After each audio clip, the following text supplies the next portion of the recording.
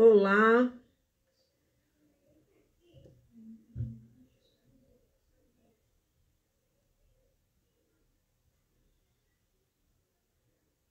olá, meus queridos. Olá, olá. Hoje a gente vai falar sobre com o que caiu, né, na última prova, no exame 34 de penal e processo penal. Isso mesmo, professor Giovanni. Honra ter aqui.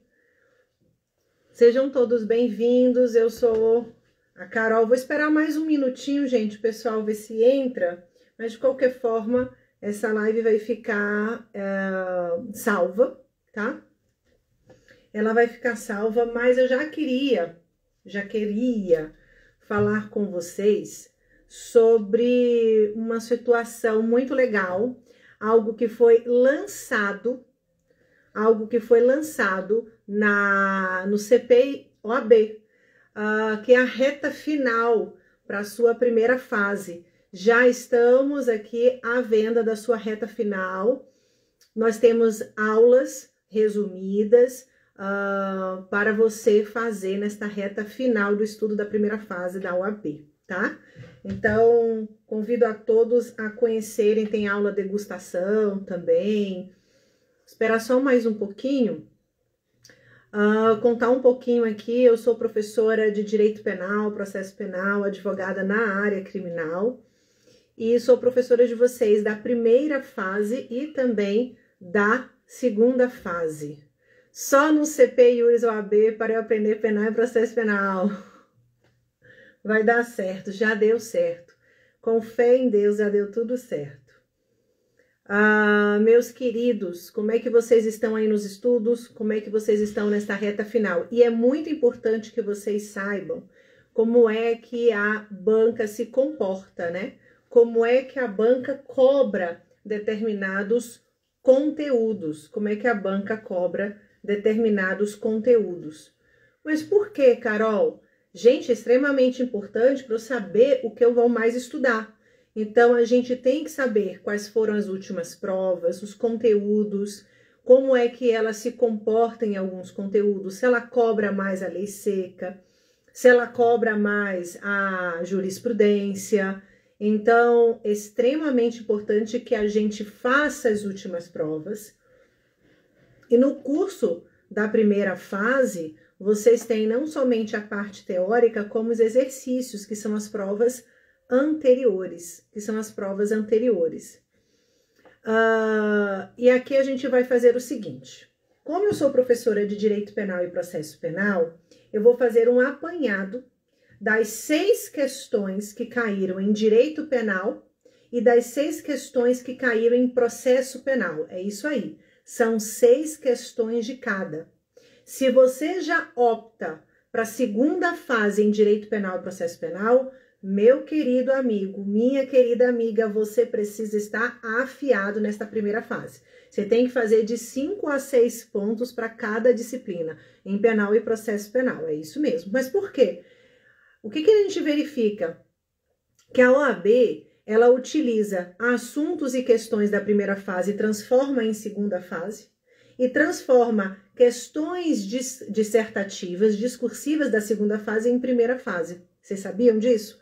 Então, quão importante é vocês conciliarem os dois estudos para a primeira e segunda fase. A propósito, a segunda fase do CP-OAB está extremamente legal, atualizadíssima, e nós temos aqui preparação para a segunda fase da OAB, que já está à venda em Direito Penal comigo, em Direito do Trabalho com a professora Ana Parlato, que é a nossa coordenadora da primeira fase, em Direito Constitucional, que é com o querido professor José Trindade, excelente professor de Direito Constitucional, e Direito Tributário com a professora Sara Santos. Nós temos essas 4 disciplinas que já estão à venda para todos vocês, tá bom? Professor Diego, acho que já está aqui conosco também. Raíssa, querida Emily, sejam todos bem-vindos, fiquem aqui comigo, vamos estudar nesta terça-feira um pouquinho de direito penal e processo penal e vamos combinar que é uma disciplina gostosíssima de estudar. Ainda que vocês digam, a gente se apaixona por penal, mas casa com civil, não sei não. Casei com penal, continuo com penal e até hoje fico aí no penal. Vamos começar, então, a falar da primeira questão. As questões aqui, elas estão dentro da prova da OAB. As questões, elas estão a partir do número 58. A partir do 58. Boa noite a todos. Sejam todos muito bem-vindos. Dentro do possível, eu vou colocar aqui, respondo as dúvidas de vocês. Se der, eu vou respondendo aqui as dúvidas de vocês, tá? Então, 30 minutos de direito penal, 30 minutos de processo penal. Vamos para a primeira questão. O material foi disponibilizado para vocês pelo próprio CP-OAB. E eu peço a gentileza que sigam o CP-OAB, CP Iuris OAB, sempre haverá aqui dicas, quiz, julgados do Supremo, julgados do STJ, para vocês ficarem sempre atualizadíssimos. Vamos lá, a questão de número 58 em direito penal, ela diz assim, se vocês me derem licença, vou tirar só o olhar daqui rapidinho para eu acompanhar a questão aqui que diz assim, em um mesmo contexto, por meio de uma ação fracionada, Carlos praticou 2 crimes. E aí ele vai falar que são 2 crimes autônomos, cujas sanções penais previstas no Código Penal têm pena privativa de liberdade e pena de multa. Então, a questão toda aqui, ela vai girar em torno da pena de multa, E aqui ela vai dizer o seguinte, que no momento de fixar a pena de multa, o juiz fez o seguinte, o magistrado aplicou a pena máxima de 360 dias para ambas as infrações penais, sendo determinado que o valor do dia-multa seria de 5 salários mínimos, considerando em ambos os momentos a gravidade em concreto do delito, E depois ele vai dizer sobre a pena privativa de liberdade aplicada, não ultrapassou 4 anos, foi substituída por 2 restritivas de direito. Aí a questão cinge-se toda na parte da pena de multa. A pena de multa, ela está prevista no artigo 49, o critério de fixação da pena de multa. O que vocês deveriam falar nesta questão aqui? Ora, ela diz, a banca fala, que aplicou a pena de multa de 360 dias multa, numa fração de 5 salários mínimos, ou seja, o máximo, e utilizou como parâmetro a gravidade do delito. O artigo 49, pegue o Código Penal, já falei para vocês, cansado de falar isso. Estudar penal, estudar processo penal é com o código em mãos. O artigo 49, ele vai traçar o seguinte, a pena de multa consiste no pagamento ao fundo penitenciário da quantia fixada na sentença e calculada em dias multa. Será no mínimo 10 e no máximo 360. O valor do dia multa será fixado pelo juiz, não podendo ser inferior a 1/30 do maior salário mínimo vigente à época dos fatos, nem superior a 5 vezes salário mínimo. Gente, eu tenho aqui, entrou agora a Melina, um beijo, Mel, o Marco tá aqui. Melina, hoje uma grande amiga tá aqui também, foi minha aluna, minha mentoranda também. Um beijo, Mel, fez 2ª fase comigo, hoje advogada maravilhosa do crime também.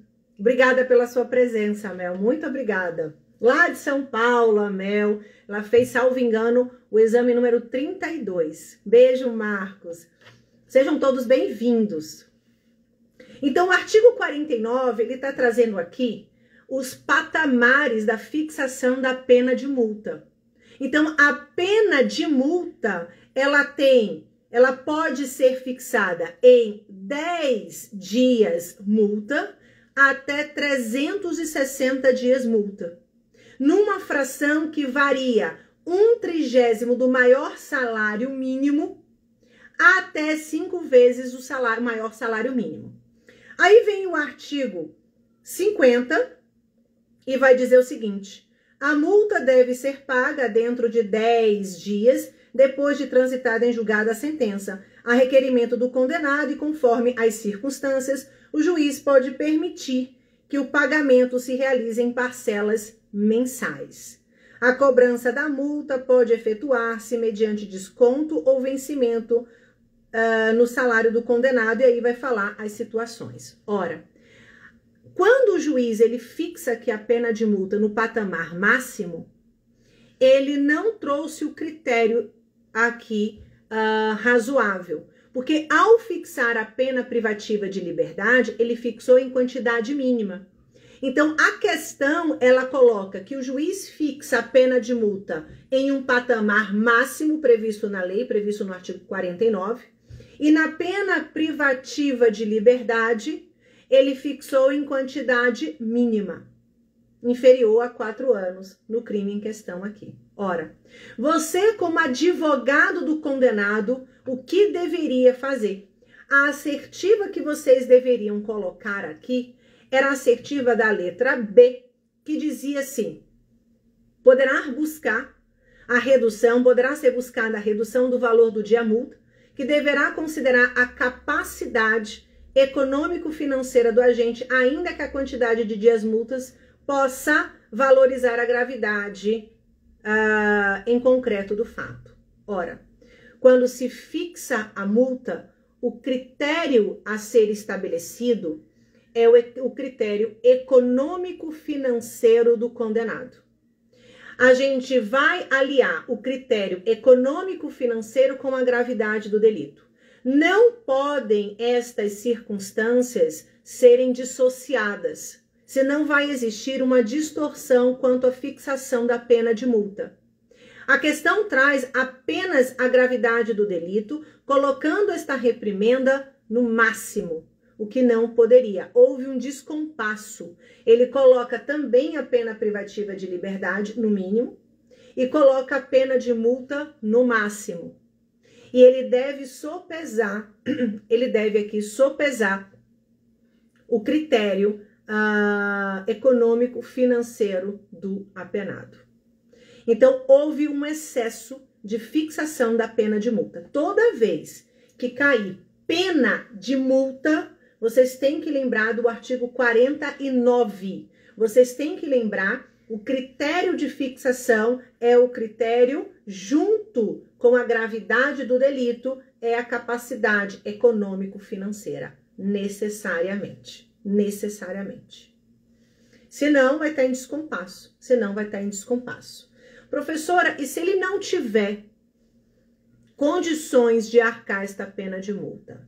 Aí nós temos regramento no Código de Processo Penal, que quando demonstrada a ausência da capacidade econômico-financeira, pode ser dispensado aqui o pagamento desta multa.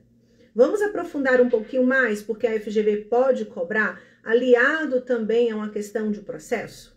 Olha só, esta pena de multa, no artigo 51 do Código Penal, ela não pode ser transformada em pena privativa de liberdade. Não pode.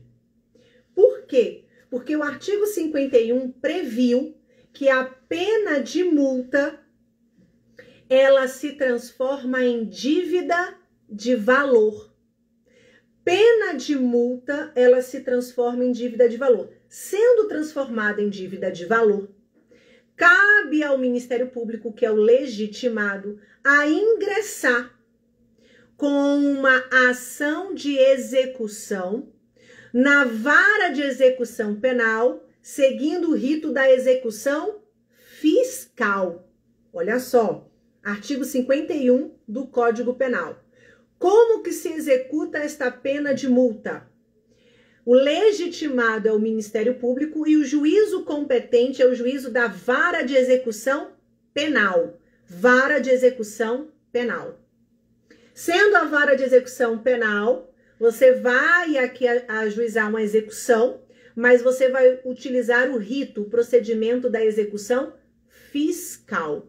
E esta pena de multa, que não é adimplida, paga, se transforma em dívida de valor, jamais convertida em pena privativa de liberdade. Bora aprofundar mais um pouquinho na pena de multa.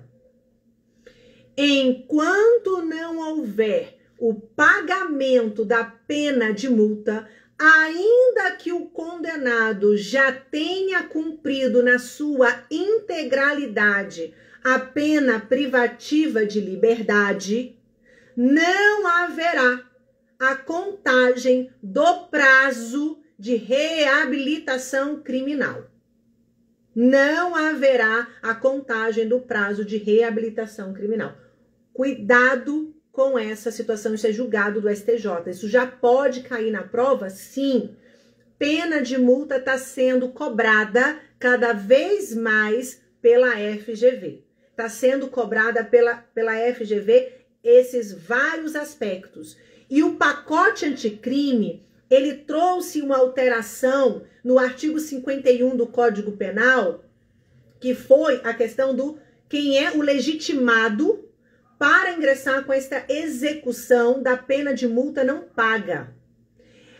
Atualmente, de acordo com o pacote anticrime, é o Ministério Público. Antes era a Fazenda Pública, mas utiliza o rito da execução fiscal, o MP. O MP. Professora, e se o MP não ingressa, a Fazenda Pública ela pode ingressar subsidiariamente? É uma questão doutrinária, entende-se que pode, mas eu acho que a FGV não cobraria porque existe divergência doutrinária quanto a isso. Mas esses são os aspectos mais importantes da pena de multa. Eu aprofundei um pouquinho mais aqui a questão, tá bom? A próxima questão, a questão de número 59, a segunda questão de direito penal, ela diz o seguinte: após ter sido exonerado do cargo em comissão que ocupava há mais de 10 anos, Lúcio, abatido com a perda financeira que iria sofrer, vai até um bar situado na porta da repartição pública que trabalhava e começa a beber para esquecer o que aconteceu horrivelmente na vida dele, para esquecer os problemas financeiros. 2 horas depois, completamente embriagado, na saída do trabalho, encontra o chefe dele que mandou ele correr. Sabe o que Plínio faz? Com a intenção de o que Lúcio faz? Com a intenção de causar a morte do chefe, que se chama Plínio, resolve empurrá-lo na direção de um ônibus que trafegava ali na rua. Vindo a vítima efetivamente a ser atropelada. Foi levada ao hospital totalmente consciente, mas com uma lesão significativa na perna, justificar o recebimento do pronto atendimento e dos analgésicos. Olha só a questão. Plínio vem a falecer. Plínio é a vítima. Veio a falecer. Reconhecendo o auto de necropsia, que a causa da morte foi unicamente, preste atenção, a causa da morte, de acordo com o laudo de necropsia, a perícia, unicamente envenenamento decorrente do erro na medicação que lhe fora ministrada ao chegar ao hospital. Já que o remédio estaria fora de validade, sequer seria adequado para o tratamento da perna da vítima. Olha só. A, querendo matar B, empurra B, que é atropelado e tem uma lesão significante na perna. B vai até o hospital. Em razão desta lesão, toma um medicamento, mas ele morre e o laudo de necropsia constata que morre de envenenamento porque o remédio estava fora da validade. Lúcio, denunciado perante o tribunal do júri pela prática do crime de homicídio consumado, imputando a denúncia a agravante de embriaguez pré-ordenada. Confirmados os fatos no momento das alegações finais da primeira fase do procedimento do júri, sob o ponto de vista técnico, o que a gente deveria, como advogados, pleitear? Então, como advogado, o que você deveria pleitear? Ora, Se eu estou falando de alegações finais no júri, o que a gente pode alegar, presta atenção. Eu posso alegar uma tese de absolvição sumária do 415, uma tese de impronúncia do 414, uma tese de desclassificação do 419 e remessa dos autos ao juízo competente. E como tese subsidiária, eu ainda posso fazer o afastamento de uma qualificadora e o afastamento de uma causa de aumento de pena. Isso é que é possível em sede de alegações finais do rito do tribunal do júri. Professora, mas essas alegações eu também posso fazer em recurso em sentido estrito, decorrente de uma decisão de pronúncia? Pode, são os mesmos argumentos. Eu não falo de dosimetria de pena, pena base, pena intermediária. Quanto à dosimetria da pena, apenas o afastamento de causa de aumento de pena se houve na denúncia essa imputação. Certo? Então, aqui nós tivemos uma denúncia pedindo homicídio e agravante da embriaguez pré-ordenada. Para que haja embriaguez pré-ordenada, que é uma agravante, é preciso que fique constatado que o agente bebeu com o intuito de praticar crime. Aqui, Lúcio não fez isso. Ele estava chateado por conta da exoneração, sentou num bar e bebeu, encheu a cara. Ficou com raiva quando viu Plínio, seu chefe, falou assim, vou matar essa criatura, tô com raiva dele. Percebam que não existe aqui a premeditação, vou beber para praticar o crime. Se não existe, não tem esse agravante. Eu só tenho aqui o embriaguez voluntária. E no artigo 28, inciso 2, não exclui imputabilidade, não agrava a pena, não diminui a pena. Ele vai responder pelo crime. Ora, nós como advogados, o que poderíamos alegar nessa situação? A letra B dizia o afastamento da pronúncia. Sim, a gente deveria pedir aqui o afastamento da pronúncia e neste caso, com certeza a gente deveria pedir a desclassificação. A desclassificação, por quê? Neste caso aqui. Porque nós teríamos o que nós chamamos de concausa relativamente independente, superveniente, que por si só causou o resultado. É o que diz no artigo 13, parágrafo 1º do Código Penal. Quando existe uma concausa superveniente, que ocorre depois, mas que ela rompe com o nexo de causalidade, ela rompe com a cadeia natural,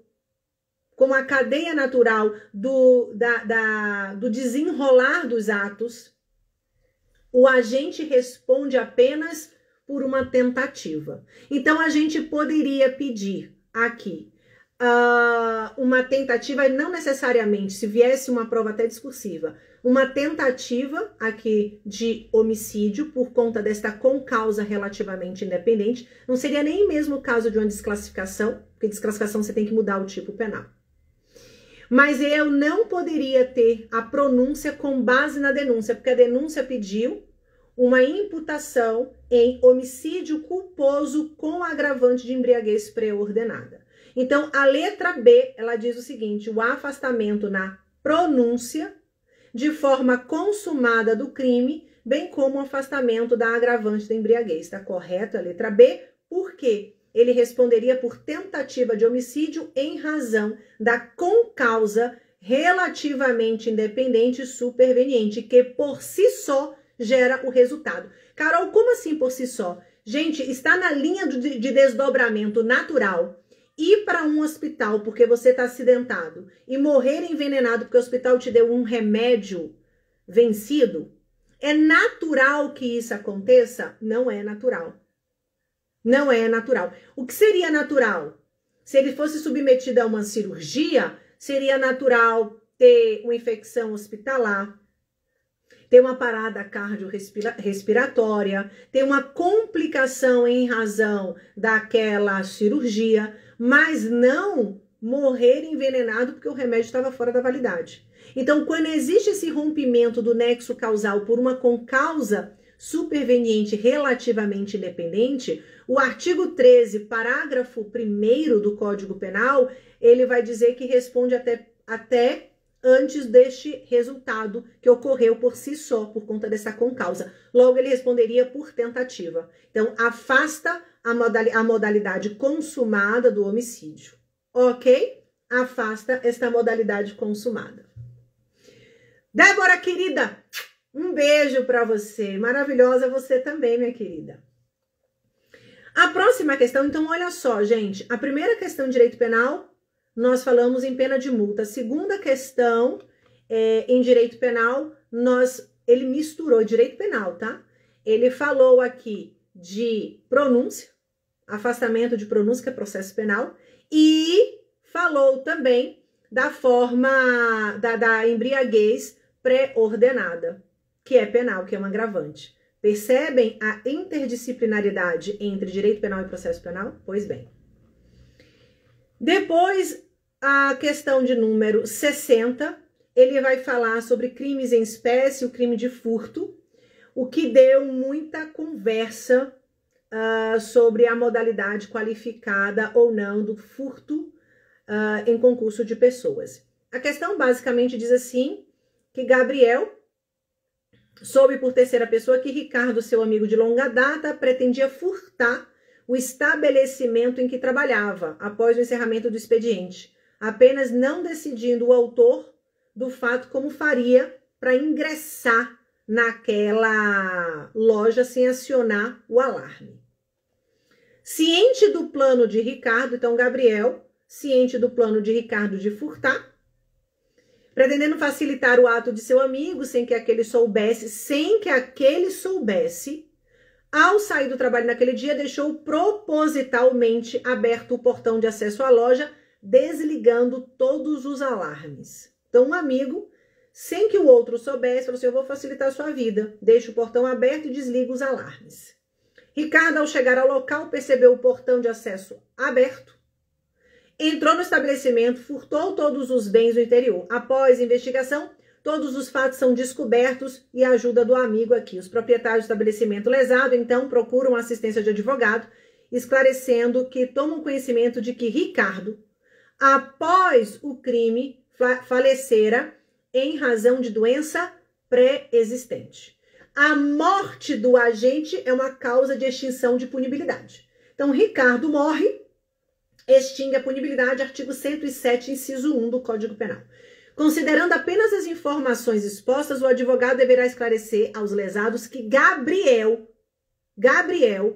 poderá ser responsabilizado. Por qual crime?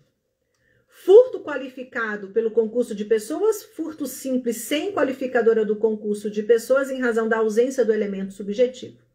Furto simples sem qualificadora do concurso de pessoas em razão da contribuição de ter sido inócua para a consumação ou favorecimento real.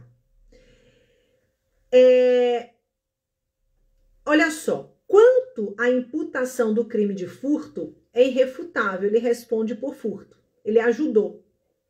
Antes da prática delitiva, ele ajudou com o dolo de que o agente furtasse toda a situação. Só que a outra pessoa não sabia. Então, ele responde por furto na modalidade qualificada. Houve uma celeuma se deveria ou não ter a qualificadora do concurso de pessoas aqui, por conta da não ciência da outra parte que teria esta ajuda. Então, Ricardo não sabia que Gabriel tivera deixado aqui a situação favorável, Então, ele coloca como assertiva correta furto qualificado pelo concurso de pessoas, tá? Ele ajuda uma pessoa a praticar o crime e não precisaria da ciência da outra pessoa. Só que a questão em análise, ela fica meio duvidosa por uma situação. Como chegar a esse concurso de pessoas sem um liame subjetivo das partes? Para que haja o concurso de pessoas, é preciso um dos requisitos do concurso de pessoas, tá? É o liame subjetivo das partes. E o que é o liame subjetivo das partes? É o elo, é o elemento de ligação entre as partes de cunho subjetivo que as partes querem praticar aquele delito. Seja como autoras, seja como partícipe. Seja como autora, seja como partícipe.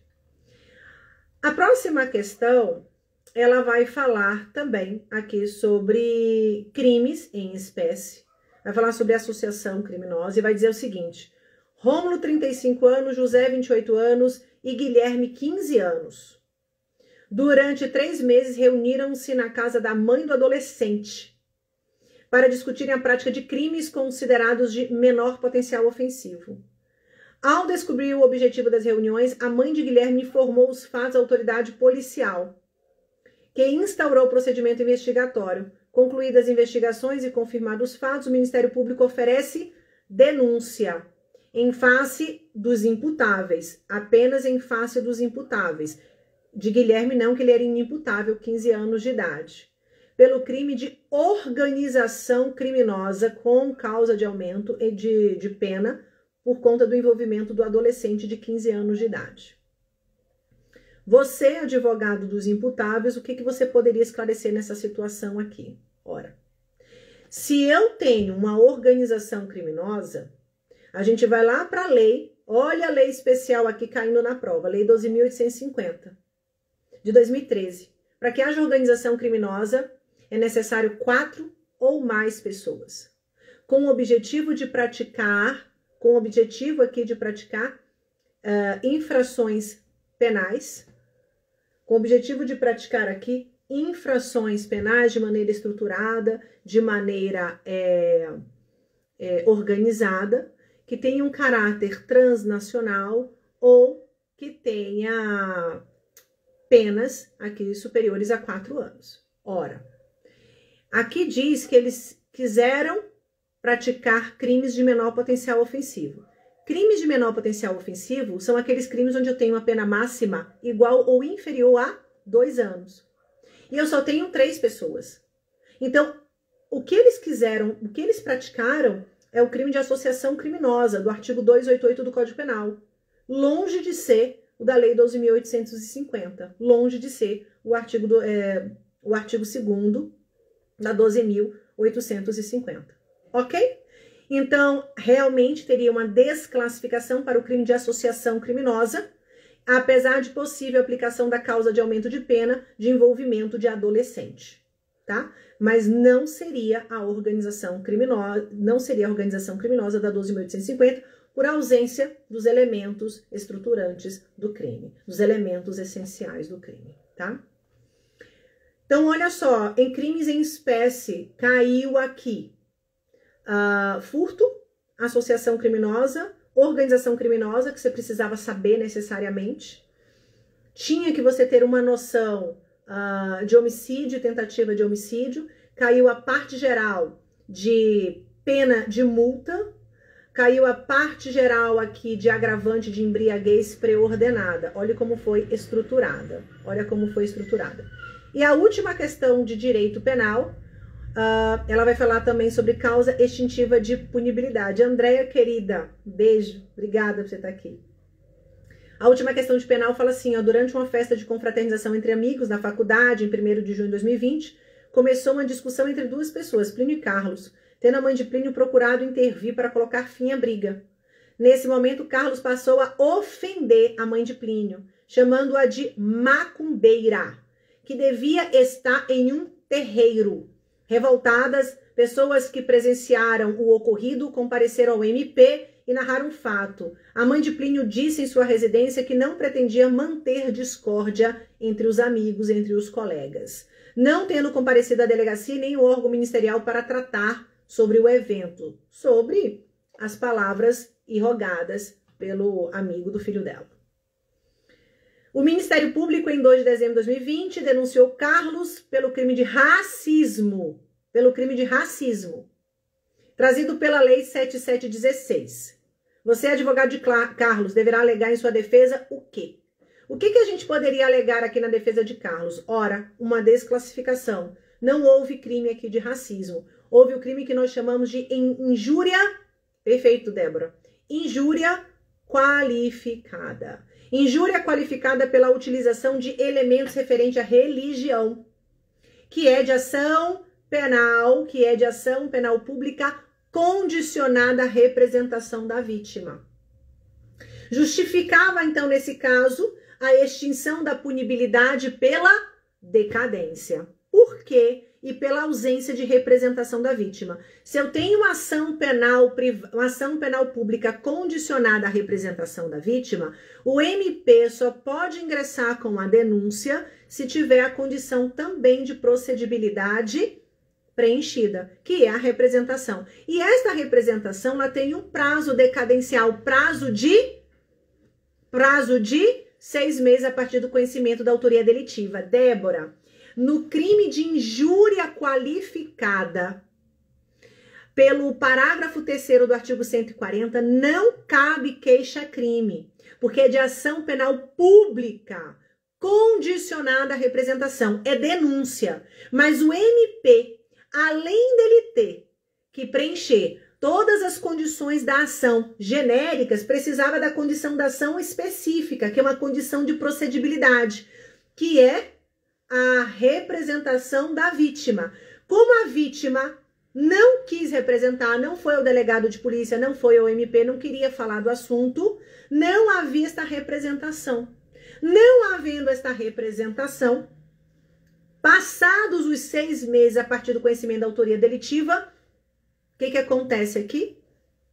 Extingue a punibilidade. Então, vocês deveriam ter respondido a letra D, que falava haver desclassificação para o crime de injúria qualificada pela utilização de elementos referente à religião, que é de ação penal pública condicionada, justificando a extinção da punibilidade por não ter havido representação da vítima. Então, caiu mais um crime em espécie aqui. Mais um crime em espécie. Cuidado, a maioria dos crimes contra a honra, injúria, difamação e calúnia, a maioria deles se processa, a maioria dos crimes se processa mediante ação penal privada.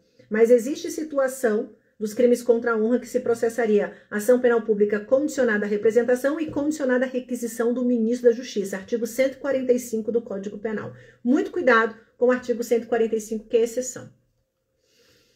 E aí veio o processo penal. O processo penal também com questões enormes, também com questões aqui bastante assim elaboradas. Direito penal e processo penal na OAB eles não pegam leve, não acho, nunca achei que pegava leve. E diz assim: vou ser um pouquinho mais rápida para não deixá-los cansados aqui, mas também que vocês entendam, né? A primeira questão, ela vai falar o seguinte: Joana, sob influência do estado puerperal, levanta da cama do quarto do hospital onde estava internada após o parto, com o propósito de matar seu filho recém-nascido, que se encontrava no berçário, aproveitando-se da distração do segurança que, ao sair para ir ao banheiro deixar a sua arma sobre a mesa do corredor, Joana pega a arma e se dirige até o vidro do berçário. Lá chegando, identifica o berço do seu filho, aponta a arma e efetua o disparo. Ocorre que, devido ao tranco da arma, Joana erra o disparo e atinge o berço onde estava o filho de Maria. Olha só, nossa querida coordenadora Ana Parlato tá aqui. Que honra, Aninha. Um beijo. Olha só, tô aprendendo comigo, doutora Ana. Ai, ai, ai. Doutora Ana Parlato, nossa professora, coordenadora do curso, tá aqui com vocês. E se vocês tiverem dúvida, qualquer dúvida do curso, perguntem agora. Ela tá aqui, vai responder tudo para vocês. E também a nossa professora da segunda fase, quem optar por direito do trabalho, tá bom? Quem optar por direito do trabalho. Acerca do caso, é correto afirmar que Joana responderá pelo crime de... Olha só, tá na questão aqui, já na questão número 63 de processo penal, mas na verdade isso aqui seria direito penal, certamente. Olha só, isso aqui é o que nós chamamos de aberratio ictus ou erro na execução, ou erro de pontaria, artigo 73 do Código Penal.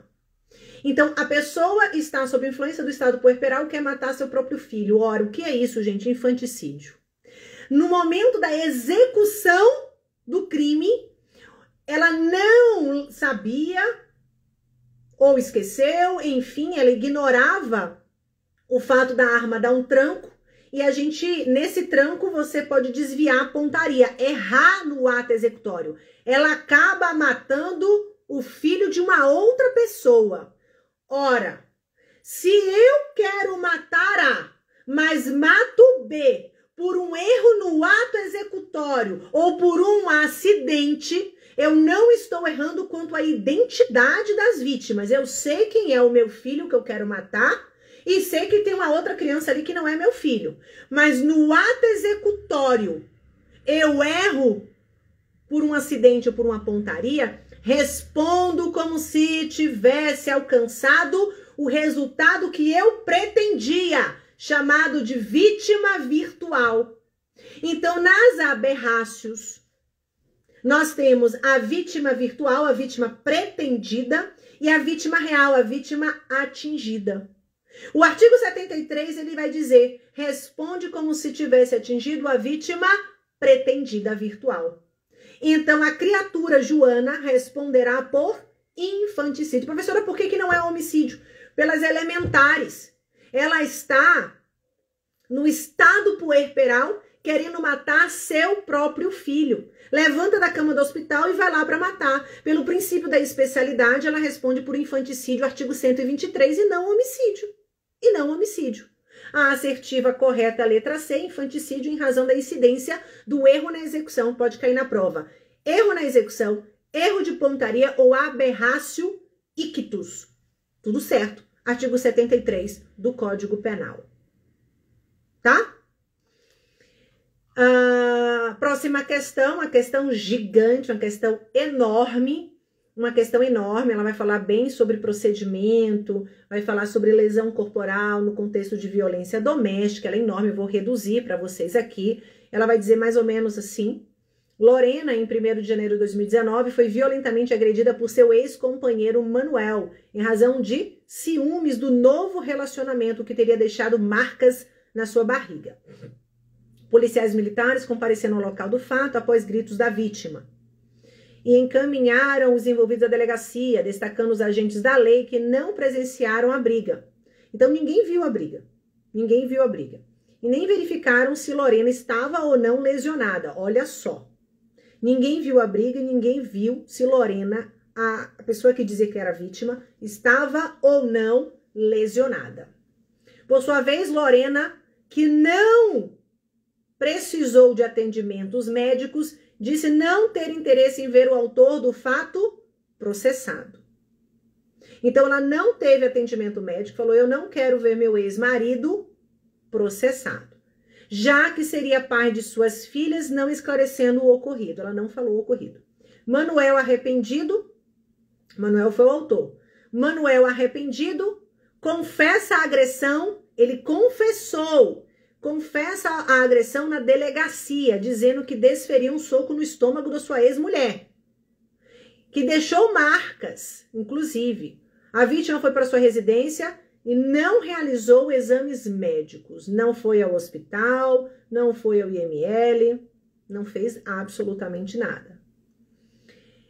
Mas, com base na confissão de Manuel, que é o autor das agressões de lesão corporal no contexto de violência doméstica e familiar contra a mulher, durante a instrução criminal, foi juntada a folha de antecedentes criminais de Manuel, zerado, sem qualquer tipo de anotação.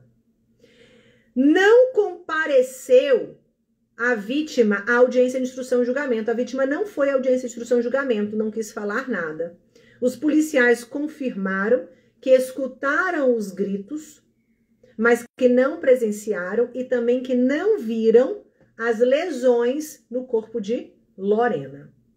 Ora, no momento das alegações finais de Manuel, você, advogado contratado, poderia alegar o quê?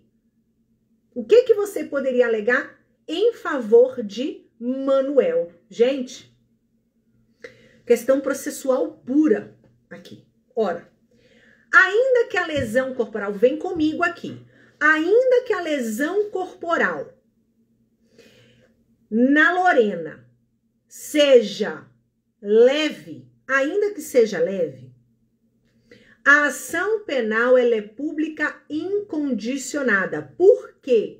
Porque ela se deu no contexto de violência doméstica e familiar contra a mulher. Ela se deu no contexto de violência doméstica e familiar contra a mulher.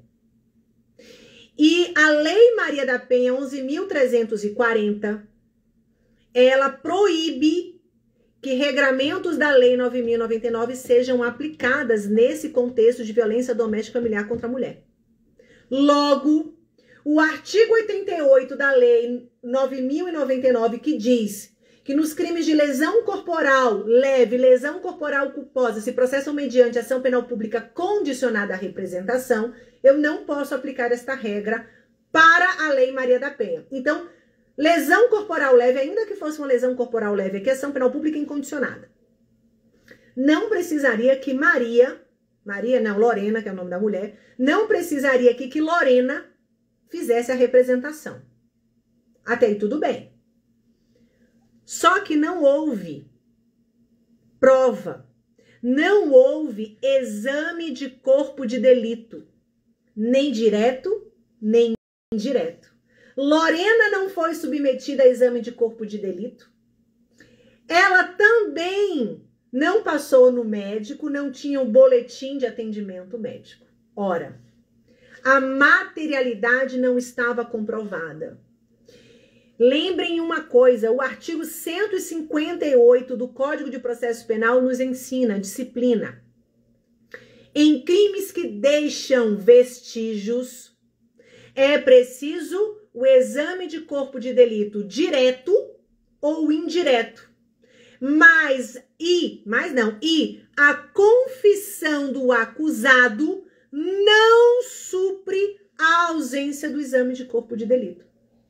Ora, se Lorena foi vítima de lesão corporal, é um crime que deixa vestígio. Precisávamos de perícia, direta ou indireta. A direta, quando ela seria submetida ao exame de corpo de delito. Indireta, se ela passasse no médico, tivesse o boletim, por exemplo. Não houve testemunha ocular. Os policiais não viram. A lesão, só ouviram os gritos. Ora, nosso cliente, então, deveria ser absolvido diante da ausência da prova da materialidade. Artigo 158 do Código de Processo Penal, que traz a necessidade da perícia em exame que deixa vestígio. O artigo 158, ele é muito usado em prova. Então, vocês deveriam assinalar a assertiva C, que dizia a absolvição de seu cliente, assertiva C não, que aí depende da prova, né? De seu cliente diante da ausência de laudo, indicando a existência de lesão, não podendo a confissão do acusado suprir tal omissão. Professor, então, ainda que o réu confesse, ele confessou dizendo que bateu na mulher, deu soco na mulher, causou lesão, não tem prova, confissão dele não vai suprir o laudo para comprovar a materialidade delitiva. A próxima questão, ela vai dizer o seguinte: Mateus está sendo investigado por suposta prática de crime de uso de documento público. Após representação da autoridade policial, o juiz deferiu que fosse realizada busca e apreensão na residência do investigado, realizada diversas diligências e concluído o procedimento investigatório, os autos são encaminhados ao Ministério Público. Ocasião em que a promotora de justiça, que atuava naquela mesma vara, oferece denúncia imputando a Mateus o crime do artigo 304, uso de documento falso. O magistrado recebe a denúncia oferecida e a defesa técnica de Mateus foi intimada após a citação para a adoção das medidas cabíveis. Após citação, resposta à acusação. Ocorre que o advogado de Mateus veio a tomar conhecimento. Ocorre que, professora, pena que diminuiu suas aulas, consigo entender melhor penal. Muito obrigada. Siga a gente no CP Iuris. Eu tô no CP Iuris, cada vez mais aulas. Nós temos muitas aulas minhas no CP Iuris no curso da nossa OAB, tá? Será muito bem-vindo, muito bem-vindo. O magistrado recebeu a denúncia oferecida e a denúncia técnica e a defesa técnica foi intimada após citação para a adoção das medidas cabíveis. Ocorre que o advogado de Mateus veio a tomar conhecimento que o acusado, devia R$2.000 a Lúcia. Quem é Lúcia nessa história, gente? A promotora de justiça que denunciou o cara, que denunciou a criatura Mateus. Pois em momento anterior não havia prestado um serviço contratado pago pela promotora. Considerando as informações narradas de acordo com as previsões do CPP, o advogado de Mateus poderá. O que o advogado de Mateus poderá fazer? Gente, isso é questão de suspeição. As mesmas situações que a gente pode arguir de suspeição para o juiz, a gente pode arguir para o MP. As mesmas. Então, se o denunciado era devedor da promotor, devedor, credor, não interessa, tanto faz. Que o denunciado devia, devedor, que o denunciado era devedor da promotora, o fato de ter esta relação de devedor e credor torna o julgador suspeito, não pode ele julgar a causa. Ingressa-se com a exceção, que é uma defesa de suspeição. O artigo 95 traz as exceções. E o artigo 254 do CPP traz o rol de suspeições, que é uma relação, quando o juiz ele tem uma situação subjetiva que violaria ali a sua imparcialidade. Poderia comprometer a sua imparcialidade. Uma relação subjetiva, externa ao processo, tá? As questões de impedimento e as questões de suspeição, elas também podem ser aplicadas ao promotor, ao membro do Ministério Público. Então, a assertiva que vocês deveriam colocar é a assertiva de que diz opor exceção de suspeição diante da constatação de causa de suspeição do membro do Ministério Público que ofereceu a denúncia. Agora, bora aprofundar um pouquinho mais? Carol, essa suspeição ela vai ser apresentada quando?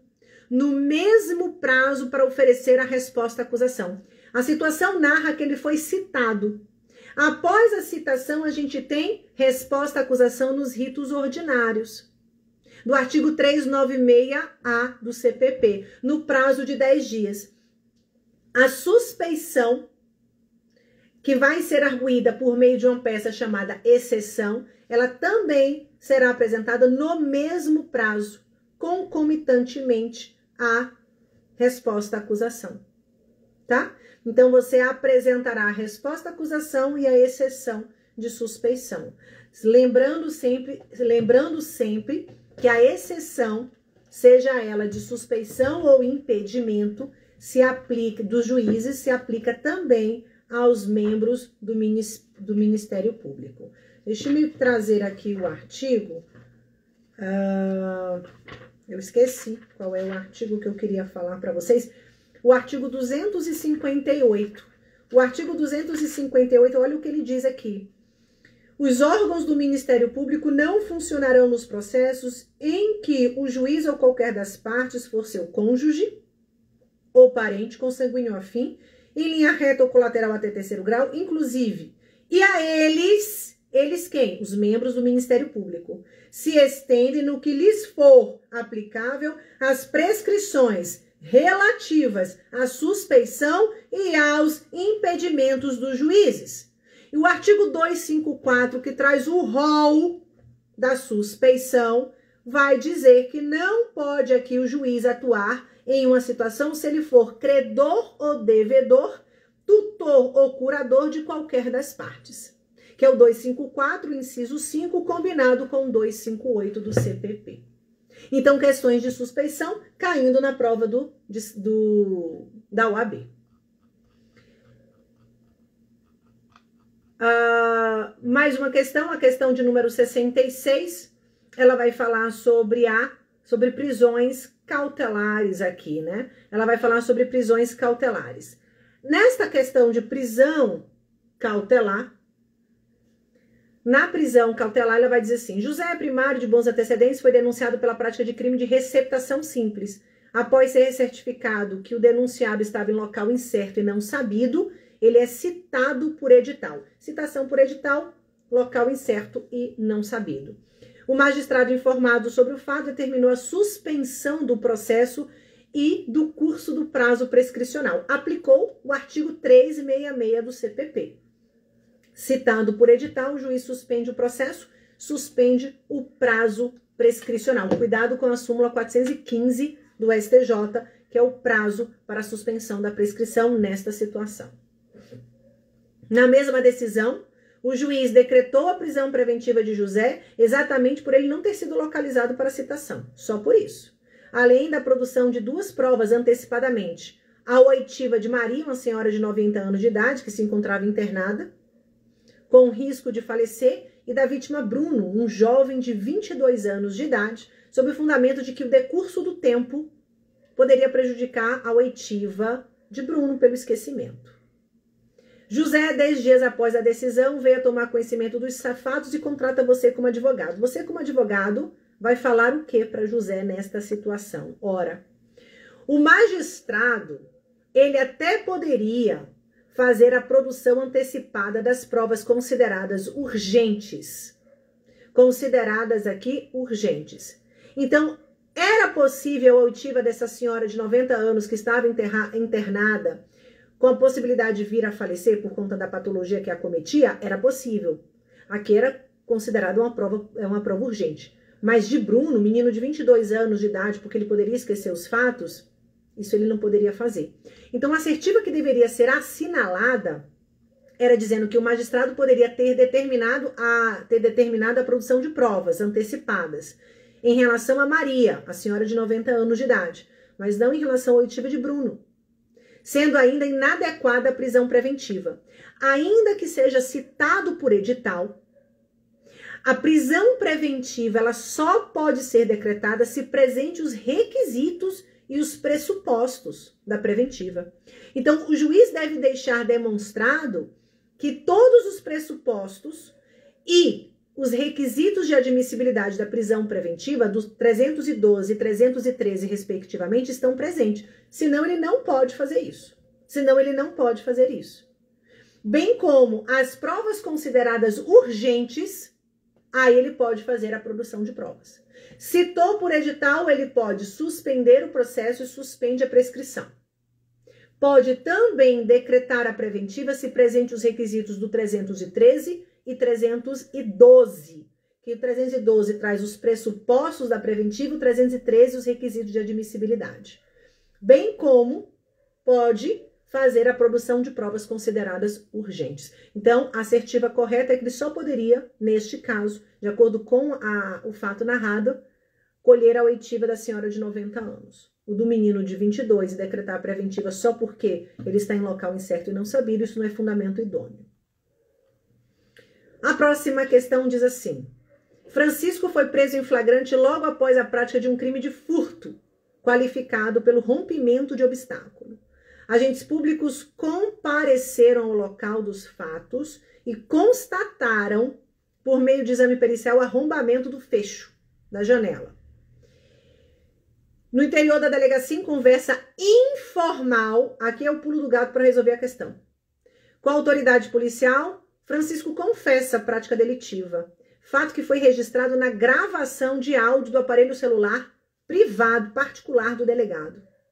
Quando ouvido formalmente, Francisco preferiu ficar calado, exercer seu direito constitucional de ficar calado.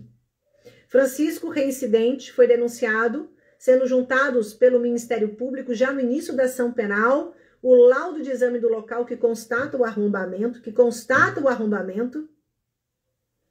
e o áudio de confissão informal. Beijo, Ana. Você é contratado como advogado de Francisco. O que vocês poderiam alegar aqui? Ora, a confissão informal, ela é prova ilícita. Ela é prova ilícita.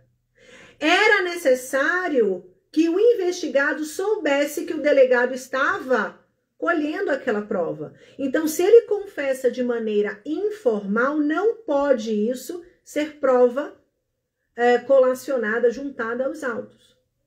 É preciso que você garanta o direito constitucional da pessoa que está confessando que aquilo ali é uma confissão, que está sendo colhida de maneira formal o seu depoimento. Então, a assertiva que vocês deveriam assinalar é dizer que a confissão informal foi obtida de maneira ilícita, devendo ser o áudio totalmente desentranhado dos autos, prova ilícita, artigo 156 do CPP. Prova ilícita é desentranhada dos autos. Mas poderá o laudo pericial ser considerado em eventual sentença, apesar de produzidos antes do inquérito, apesar de produzido antes do contraditório. O laudo pericial feito do arrombamento do fecho da porta pode ser utilizado na ação penal? Pode. O laudo pericial é considerado aqui provas irrepetíveis. Então, todo laudo pericial, ela passa por um contraditório que a gente chama de diferido, contraditório postergado. Então, ela pode ser utilizado na ação penal desde que antes seja submetido ao contraditório. Mas ele é feito na fase do inquérito policial, até porque se for feito depois, não vai ter mais efeito. A próxima questão, a penúltima questão, ela vai dizer o seguinte: Ricardo, motorista profissional e legalizado para transporte escolar, conduzia seu veículo de trabalho por uma rua na comarca de Celta, em Mato Grosso do Sul, sendo surpreendido com a travessia repentina de Igor, travessia repentina de um pedestre, que conduzia uma bicicleta, vindo com isso a atropelá-lo. Igor ficou caído no chão, reclamando de muita dor no peito, não conseguindo levantar-se. Ricardo, diante das reclamações de dor e com receio de agravar o seu estado de saúde, permaneceu no local e pediu ajuda ao corpo de bombeiros, ligando para 193. A polícia militar chegou, fez o teste em Ricardo para apurar a concentração de álcool no sangue, dando 0. Diante da situação de flagrância, Ricardo foi preso em flagrante delito. Preso em flagrante delito. Ora, cadê aqui? A vítima, me perdi. Igor foi socorrida pelo corpo de bombeiro, constatando-se no local, por exame de imagem, que a vítima havia fraturado 3 costelas. O que vocês poderiam fazer aqui nesta situação, como advogado de Ricardo? Ora, o artigo 301 do CTB, ele traz que não pode ser preso em flagrante quando houver a prestação aqui de auxílio, quando não houver a omissão de socorro. Não pode ser preso em flagrante quando aquele que deu causa ao atropelamento, ao acidente automobilístico, prestar o devido socorro. E foi assim que ocorreu. Então, deveria ser aplicado o artigo 301 do CTB, e esta prisão em flagrante, então, ela deveria ser relaxada. O artigo 310, inciso 1, o artigo 310, inciso 1 do CPP, vai trazer que a prisão em flagrante ela pode ser relaxada. E relaxada porque ela é ilegal. Neste caso, a prisão é ilegal. O que vocês deveriam, então, assinalar? Relaxamento da prisão de Ricardo, por ser ilegal, haja vista que prestou imediato e integral socorro à vítima. Vocês deveriam combinar, dois artigos, o 310, inciso 1 do CPP com o 301 do CTB. quando o condutor presta integral e imediato socorro à vítima, não pode ser submetido à prisão em flagrante delito. E, por fim, a última questão, que vai falar sobre também nulidades, pronúncia, impronúncia, sobre a situação do rito do júri. Percebam aqui que em penal e processo penal a gente teve isso 2 vezes. A questão diz assim: ao término da instrução criminal, no processo em que Irineu foi denunciado pelo crime de homicídio doloso consumado, que vitimou Alberto, o advogado de Irineu teve a palavra em audiência para fazer uso de suas alegações finais, no juízo de admissibilidade. O juízo de admissibilidade é aquela primeira fase. No curso do inquérito policial, o delegado de polícia representou ao juízo competente pelo incidente de insanidade mental, cujo laudo afirmou que na data em que o crime foi praticado, Irineu era inteiramente incapaz de entender o caráter ilícito do fato. Então, o delegado requereu a instauração do incidente, é possível sim, onde se constatou que a data dos fatos totalmente incapaz de entender o caráter ilícito do fato. Ouvidas as testemunhas arroladas na denúncia, Roberta, cliente que estava no bar em que aconteceu o crime, declarou que Irineu tinha traços semelhantes àqueles da pessoa que efetuou o disparo da arma de fogo, mas não poderia afirmar com certeza. Ela não tinha certeza se era ele. Tinha traços semelhantes. No mesmo sentido, foi o depoimento de Laércio, que era garçom do estabelecimento, ou seja, não tinha certeza que Irineu era o autor do fato. Rui, que estava no caixa do bar, e Ana, a gerente, disseram que não tinham condições de reconhecer Irineu. Irineu sempre negou a autoria delitiva, sempre. Você é advogado de defesa de Irineu, em alegações finais, você deve sustentar o quê? Você deve sustentar, neste caso, a impronúncia. Por que a impronúncia? Porque as provas testemunhais não indicaram que havia indício suficiente de autoria. Para que exista a decisão de pronúncia, ou seja, submeter o réu a julgamento popular, é preciso 2 requisitos em conjunto. O primeiro, demonstração de indícios suficientes de autoria ou participação do crime e prova da materialidade, artigo 413 do CPP. Se as provas trazidas pelas testemunhas não tinham indício suficiente de que Irineu participou do homicídio, não tinha um dos requisitos da pronúncia. Deve submeter Irineu, então, aqui a impronúncia. Decisão de impronúncia, artigo 414. Professora, por que não vai ter uma absolvição aqui? Porque ele tem incidente de insanidade mental. Para que haja absolvição no júri na primeira fase, vocês têm que lembrar que só tem absolvição sumária das hipóteses trazidas do 415. Não é o 397 do CPP. E o parágrafo único do 415 do CPP diz que só traria a tese de inimputabilidade se fosse a única tese de defesa. Aqui a tese de defesa seria uma ausência de indício suficiente de autoria, que é muito mais benéfico ao réu do que uma tese de inimputabilidade para ser submetido à medida de segurança. Sacou? Então, aqui você tem que também alinhavar o parágrafo único do artigo 415. Então, a assertiva correta é a letra que vai dizer: em pronúncia de Irineu, posto que a prova testemunhal não revelou a existência de indícios suficientes de autoria. Então, a impronúncia ela sempre existirá quando da ausência de um dos requisitos para pronunciar. E os requisitos para pronunciar são 2 cumulativos: indício suficiente de autoria e prova da existência do crime, chamado de prova da materialidade. O nosso colega pergunta: professor, uma pergunta, somente na data do fato a pessoa pode ser inimputável ou um histórico pregresso disso também? Não. Aqui na data dos fatos, pela teoria da atividade, você vai ver se ele era ou não inimputável. Aí era ou não inimputável. Se houver uma inimputabilidade superveniente, aí a gente trata de maneira diferente, suspende o processo. Então, um histórico pregresso, não. Eu tenho que falar na época dos fatos. A época dos fatos, quando a gente comete o crime, ele tinha a possibilidade de entender o caráter ilícito da conduta que praticou e também se comportar de acordo com o entendimento do caráter ilícito, porque eu tenho que analisar aqui dois critérios. O critério cognitivo, dele saber que a conduta que ele pratica tem um caráter ilícito, e o critério volitivo da vontade, dele poder se determinar de acordo com esse entendimento. A junção destes dois critérios, eu tenho uma pessoa imputável e maior de 18 anos também, por conta da teoria biopsicológica.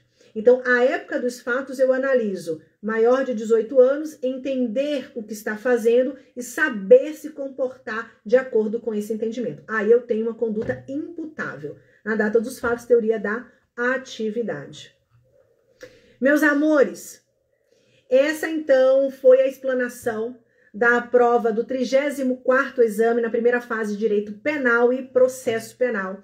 É uma prova extensa, são questões extensas, são provas onde é bem contextualizada, então são casos que eles colocam aqui e ele vai trazendo e colocando aqui a visão do advogado.